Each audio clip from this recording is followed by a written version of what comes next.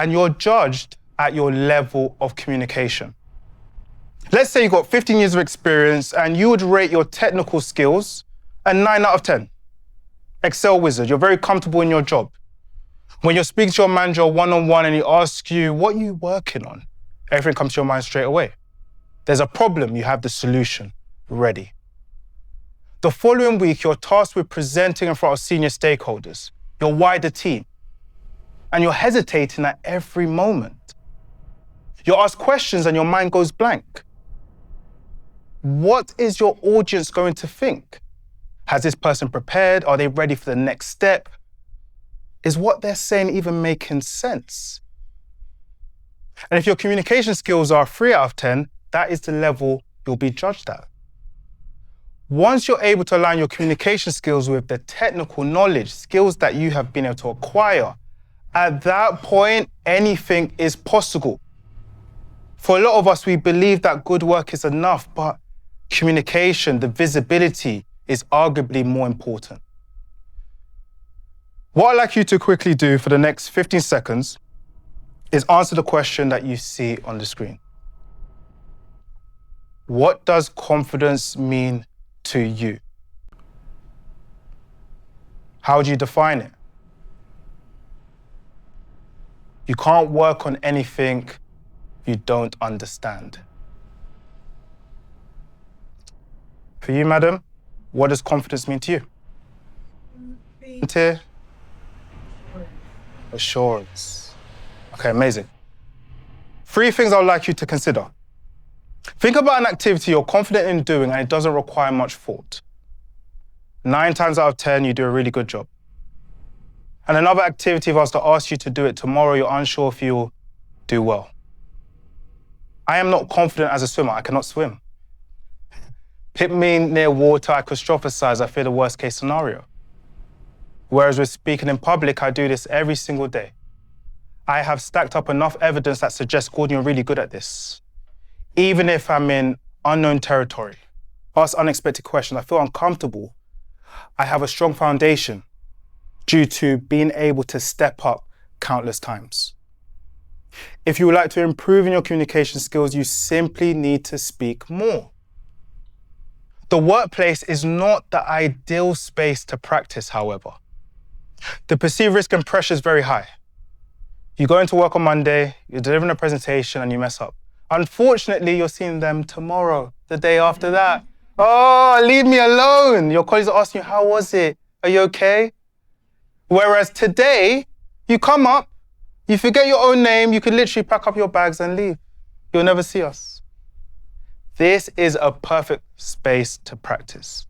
The next aspect is belief is arguably the most important aspect. Your beliefs will shape your experiences. For some of you, you've come into this room excited about the possibility of speaking, connecting with new people, working on your communication skills. When you get the chance, you're raising your hand straight away. That level of intention is there. Whereas for some of you, as is the case with me with swimming, you're fearing the worst case scenario. When I ask you to come to the front, you're avoiding eye contact. But the only way you'll improve is by working on yourself. What are the conversations you're having internally? The reason that I joined this course is I want to become confident in speaking. If you knew you were going to succeed after 20 failures, how fast would you want to fail? As Jay mentioned, this journey will not be smooth. With everything that we'll be doing today, and we pride ourselves on being as practical as possible, you will fail at some points, but that's a chance for you to learn how to get better. Practice, fail, and try again. That is the process that we will be repeating today.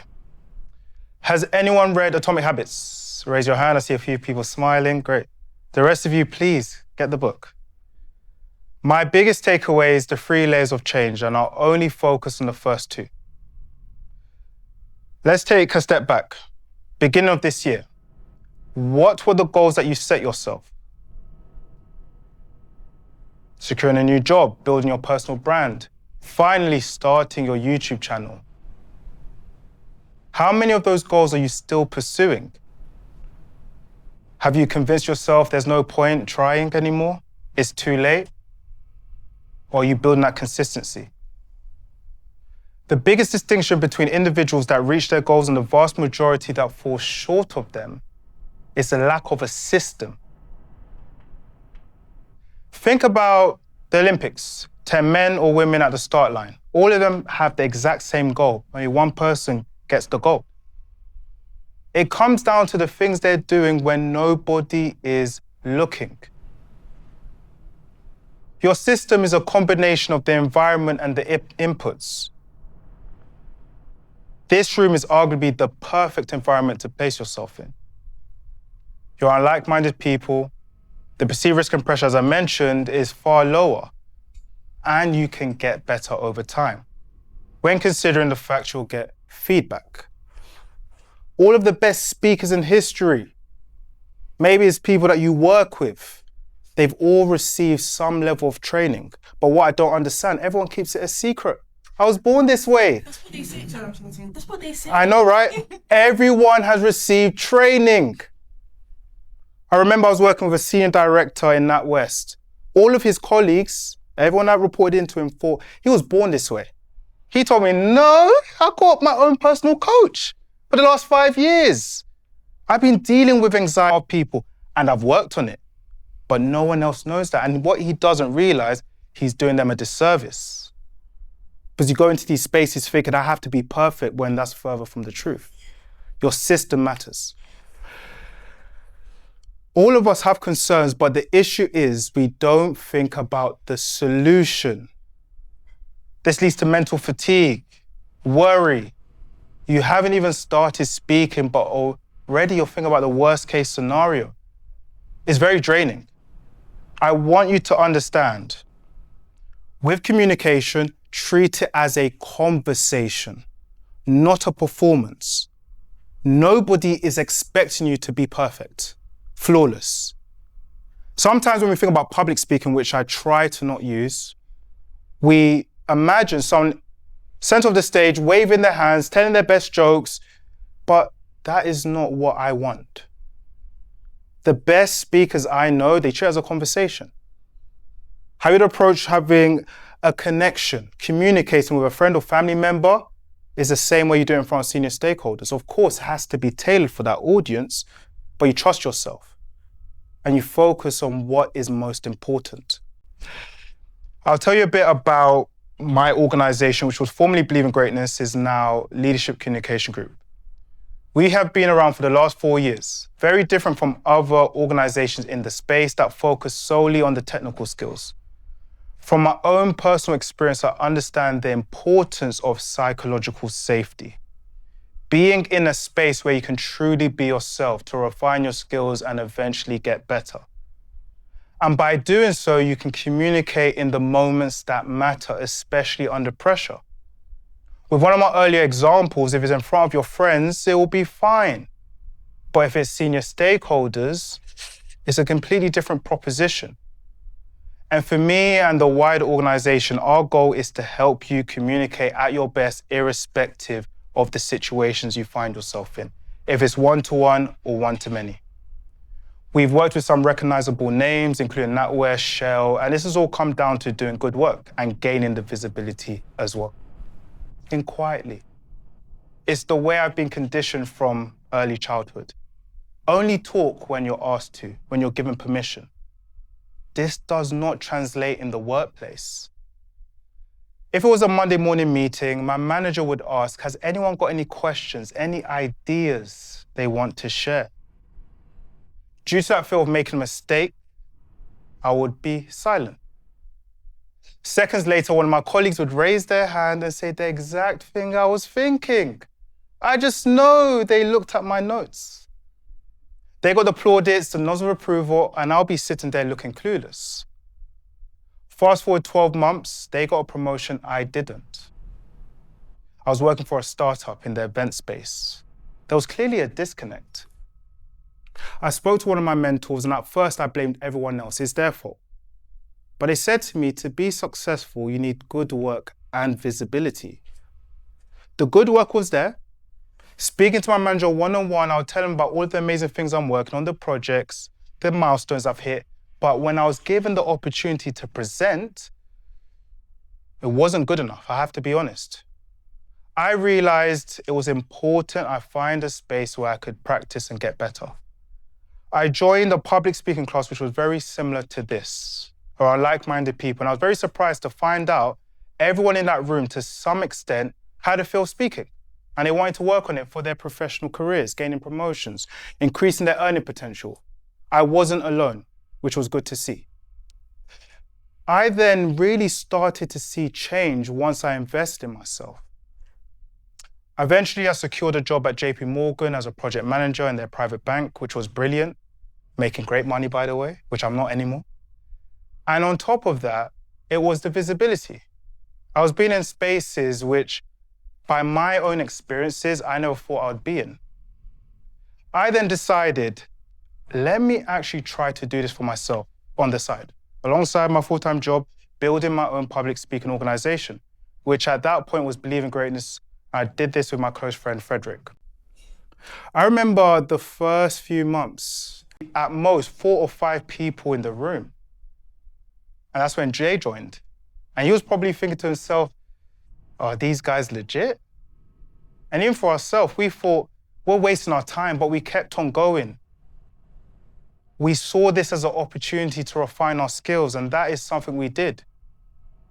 Meeting new people created opportunities, and eventually we worked with NatWest and have done for the last 8 months. And we kept on building. But arguably the first step is the most important. This is a picture from training we did with 70 regional directors within the NatWest group. As you can see, me and Frederick are one of 2 black people in the room. Everyone else doesn't look like us. It's very understandable for a lot of people to go into these spaces and think, I don't belong. They won't connect with me. We're very different, but that's further from the truth. Communication is the gateway for connection. And you'll be very surprised the amount of shared experiences that you have with those that you believe there are differences with. And that voice, you tell yourself that I'm not a person that belongs here. I've got imposter syndrome. It can be very overwhelming.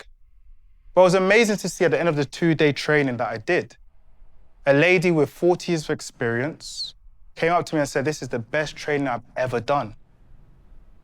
You have honestly saved my life, and this is not an exaggeration. And I thought to myself, wow, just imagine if I never started my journey 3 or 4 years prior.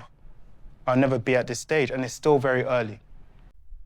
I've been in situations when I'm presenting and someone in the front row would have their arms crossed like you are, straight face. And I'll be thinking to myself, they do not like me. They're not interested. Then at the end of the session, they'll come over to me and say, Gordon, that was brilliant. I loved it. Hopefully I see you again. And it's in those moments I've realized it's very important you focus on what you have power over. The message I'm going to deliver and how I'm going to react to the audience. At the end of the day, the most important thing is for them to understand me. Them liking me is a bonus, but understanding is what I should focus on. Let's move on to the warm-ups. Is everyone ready? Yeah. All right, let's do it. Cool. The first one, in pairs, you're simply going to count up to 3, taking turns. First person says 1, then 2, then 3, then back to 1. It's very simple. There's no secret rules. Is that clear? If I say 1, just doing a practice round, you say 3. Someone said 4. Please focus. 1, 3, 2. Amazing. Can everyone stand up, please? Find yourself a partner.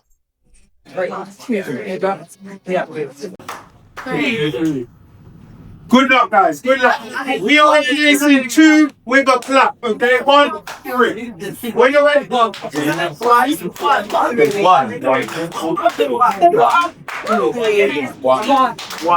right. Let's pause it there, guys. Amazing. All right, let's move on to the final warm-up activity. Can you please, very quickly, in the next 10 seconds, find yourself a new partner, person you lock eyes with. Go.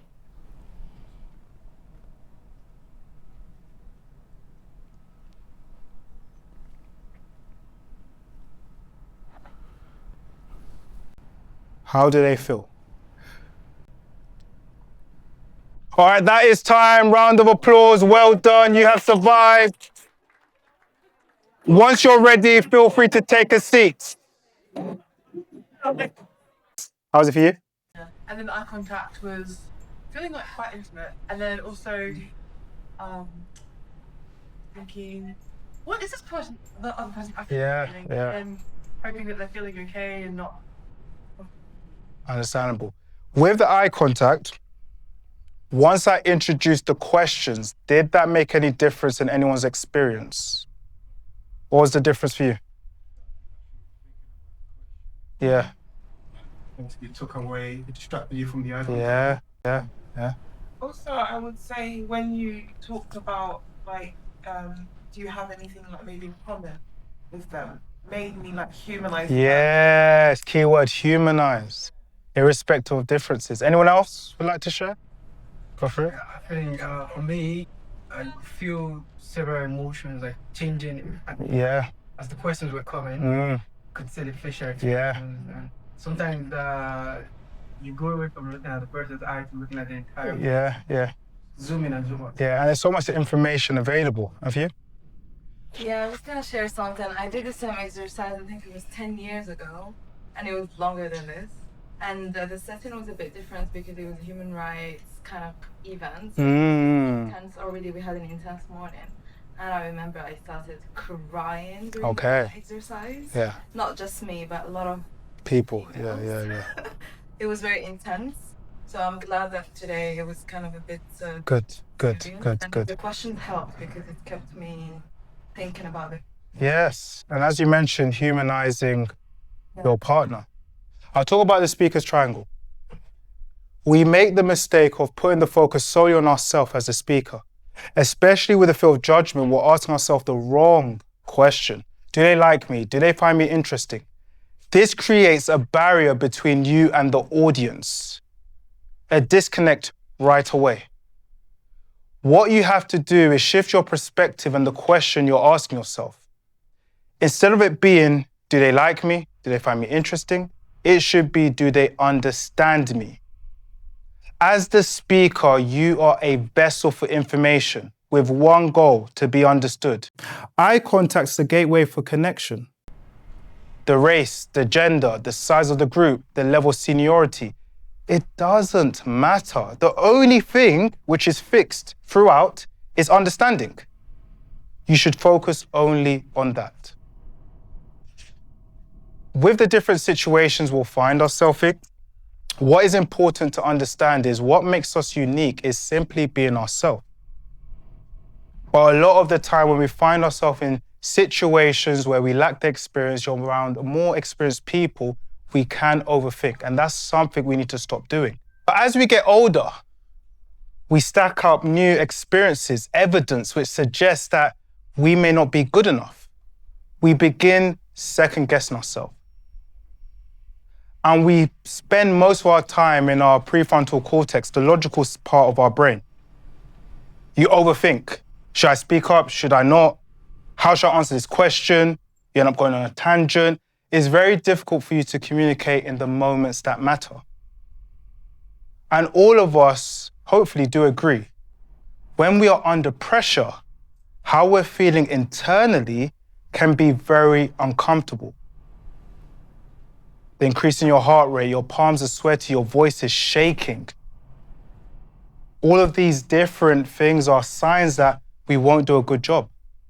Studies have shown that the spike in anxiety and anxiousness lasts anywhere between 60 seconds and 60 minutes.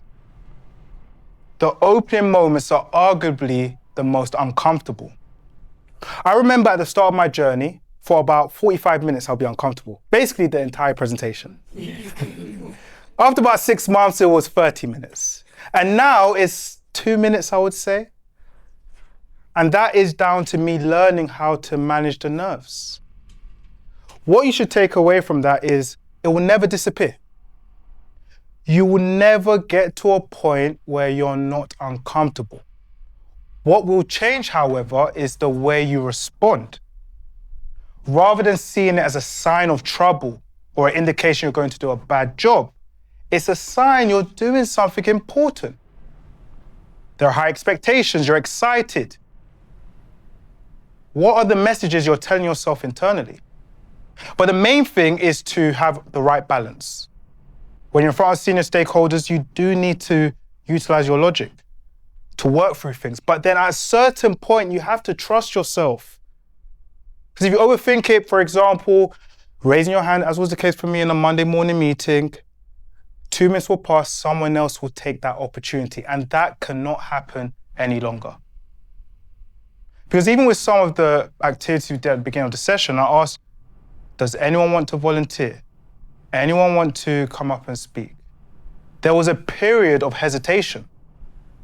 In the workplace, someone else is taking that chance. They're getting a promotion, you're not. They're gaining the visibility while you're remaining invisible. This cannot continue any longer. We have to create a bias to action, and striking that balance is critical. We'll move on to our next activity, which is chain game. Okay, so for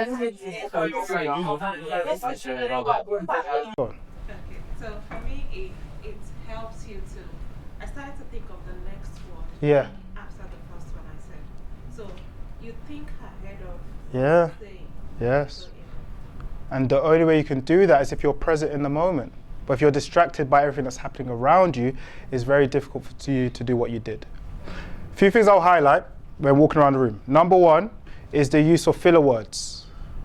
The ums, the wells, the ahs. A lot of the time, we're doing this because we're trying to give ourselves time to think, which is understandable. If you do this repeatedly, it will chip away at your credibility. If at the beginning of today's session I said, hi, my name is Gordon Williams, I'm the co-founder of LCG, and today you'll be thinking, I'm getting out of it. What is going on? And to be very clear, I'm not expecting you to eradicate the use of filler words. Everyone uses them. It's all about trying to reduce it to a point it doesn't distract the audience. Number two, some of you were hesitating. That is because you was rushing your thought process, trying to speak as quickly as you can. You might do this when you're in front of senior stakeholders, a group of strangers. You whiz through everything. You're uncomfortable. I just want to get off the stage as quickly as possible. I don't want the eyes on me. But you end up making a lot of avoidable mistakes. And finally, eye contact. You're trying to think of the next thing you're going to say and you look away, as if it's going to appear on the wall. Yeah. I used to do that. What is the audience seeing when you speak? If at the start of today's session I came to the front, hi, my name is Gordon. Today I'll be speaking about how you can improve in your communication. What is on the floor? Is he thinking? Is he sure of himself? Those are the questions that will be going through your mind, and it's understandable. Just like with the use of filler words, it will chip away at my credibility. Even if you're neurodiverse, for your entire life, eye contact has been uncomfortable. The foundation is to give your audiences the impression you're looking in their direction. Number one, your posture matters. Right now I'm upright. Number two, I'm looking at everyone's foreheads. The area above your head, either side of your ears. All of that you can do as a starting point. At the very least, it feels as if I'm looking at you. When you think about things from your audience's perspective, as much as they want to hear you, they also want to feel seen. And if the entire time I'm looking away, what is going to happen? You'll switch off. I'm not giving you a reason to listen. And when you understand the purpose of eye contact, hopefully over time, you can start looking at people intentionally. But those are three things I'll call out. Great communication is simply a set of behaviors. That is the purpose of the sessions we deliver.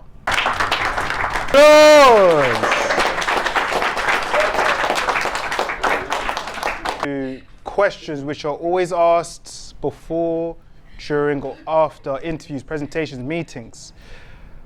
This is the coach recommendation I have for you.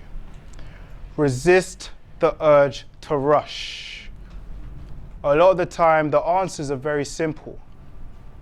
Your first response should be silence, pause, This is the question, what is the best approach? When you feel ready, then respond. You'll feel far more comfortable, and the answer you will deliver will be clear, concise. Instead of being asked other follow-up questions and it's clear that they didn't understand anything, they know exactly what you're talking about. This is why pointed thinking is critical. Less is more. We overcomplicate things. You have 5 minutes, but you want to share everything you've been working on for the last 6 months. It's not possible. Everyone's puzzled, they're asking you follow-up questions. No momentum is being built. Pick one point at a time. The problem is that we have the illusion of options, which leads to pointless thinking. You're sharing everything. They're overwhelmed and they're confused. Have that discipline with your messaging. And I'll show you the 8 pillars of a confident speaker, things that you should consider going forward. When we reflect on today's session, we touched on the importance of controlling your rate of speech. But a key thing to bear in mind, if you speak at the exact same pace the entire time, let's say it's a 30-minute presentation, people will switch off, they might fall asleep. This is why there needs to be some variation. Anything the brain can predict, it will stop paying attention to. At certain points, you should speak quicker, and then when you're touching on something important, you slow down. There might be a few of you in this room, when you're under pressure, you speak quietly. You want to take up as little room as possible. You feel small, especially around those that are more experienced. Set the intention from the very start. At the beginning of the session, I was speaking with Jay before I came up. I felt nervous, and I said, I have to ignore that voice. First thing I did was project my voice. Spoke louder, moved around, and straight away I felt comfortable, but none of you saw that. What are the behaviors that are going to help you excel? And as I said, it's not an information problem, it's how we execute it under pressure. That is what we need to learn, the gap.